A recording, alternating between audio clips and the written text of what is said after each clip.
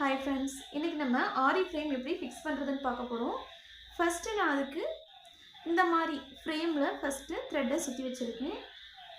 இதை சுற்றி வச்சதுக்கப்புறம் அதே மாதிரி இந்த மேடை இருக்குது பாருங்கள், இந்த போல்ட்டோடு இருக்கிறது, இதுக்கும் இந்த மாதிரி ஃபிக்ஸ் பண்ணி சுற்றி வச்சுக்கிட்டோம் அப்படின்னா நம்மளுடைய கிளாத் எதுவுமே டேமேஜ் ஆகாமல் இருக்கும். அதுக்காக தான் இதை பண்ணுறோம். சரி வாங்க எப்படி கிளாத்தை இந்த ஃப்ரேமில் ஃபிக்ஸ் பண்ணுறதுன்னு பார்க்கலாம். இந்த கிளாத் இந்த சைஸுக்கு நான் வெட்டி எடுத்து வச்சிருக்கேன். இதுக்கு மேலே ஃப்ரேமுக்கு மேலே கிளாத்தை போட்டுட்டு அதுக்கு மேலே மறுபடியும் இந்த ஃப்ரேமை வச்சு நல்லா அமுக்கி விட்டுக்கணும்.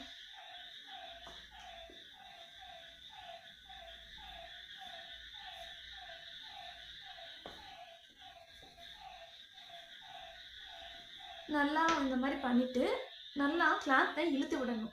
லூஸ் வரக்கூடாது, நல்லா டைட்டாக இழுத்து விடணும். பாருங்கள், ரொம்ப ஃபாஸ்ட்டாக வச்சு இழுத்துடக்கூடாது, லைட்டாக கொஞ்சம் கொஞ்சமாக சுற்றி சுற்றி இந்த மாதிரி இழுத்து விட்டுட்டே வரணும்.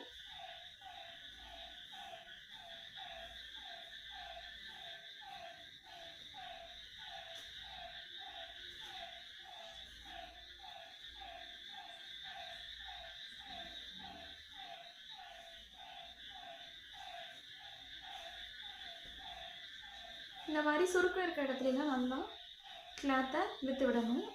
பார்த்துக்கோங்க.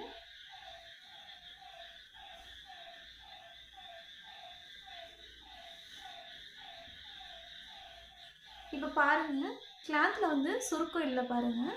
இப்போ என்ன பண்ணணும்னா, இது இப்படியே விட்டுட்டோம்னா கண்டிப்பாக த்ரெட்டு வைக்கும்போது கண்டிப்பாக இது லூஸ் ஆகிறதுக்கு வாய்ப்பு இருக்குது. அதனால இந்த இடம் பாருங்கள், இந்த போல்ட்டை நல்லா அப்படி பிடிச்சிட்டு டைட் பண்ணி சுற்றி விடணும்.